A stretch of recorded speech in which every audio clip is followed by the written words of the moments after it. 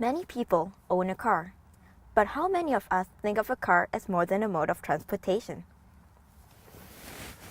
For Patrick Legault, a car is not only a tool, but also an art form, one that challenges him and pushes him to strive for more.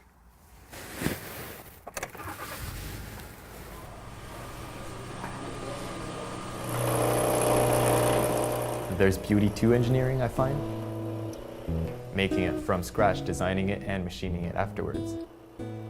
Patrick Legault's love is building things. It might sound very dorky, but when I go to bed at night, I do think about only machining things and how I'm going to machine certain parts. You can see how steering would work.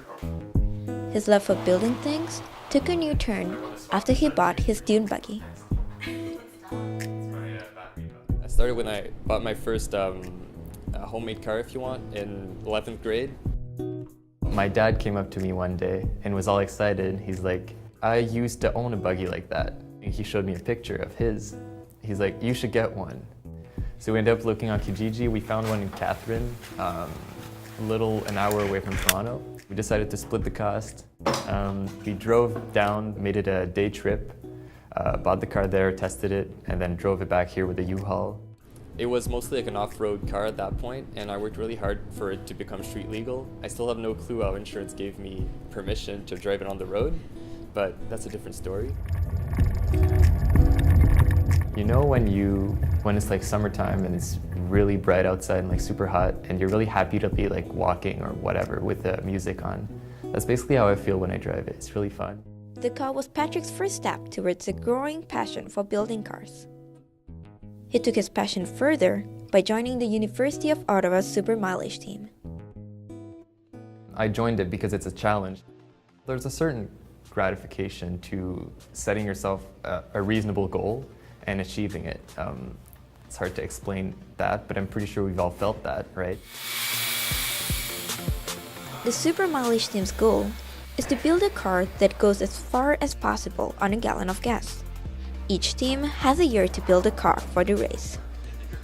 I've only been to one competition, but my favorite part would be working nonstop for like 30 hours, and then finally something works and everyone's really happy, and that's a really good time. Oh yeah. This year, the team is embarking on a new challenge, creating an urban concept car. This year we're starting off a whole different car. It looks more like a real car with blinkers, windshield wipers, suitcase place, things like that. That makes it look like a better, bigger car. I think the best thing I brought was probably my machining experience in that sense, because I was machining a lot before I joined the team, so it's definitely a plus to have more knowledge. Alongside his passion for machining, Patrick's homemade car has also made him an expert on all things engines. The dumb noise.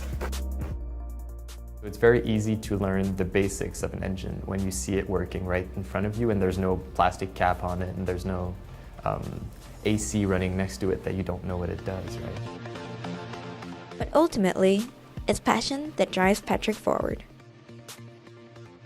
I'd say there's two types of engineering you can do. When something doesn't fit your need, what do? You have to get creative. Projects like this should be something you have to do. It needs to be something that you are willing to do for fun on your downtime, and you don't have to think of it as a chore.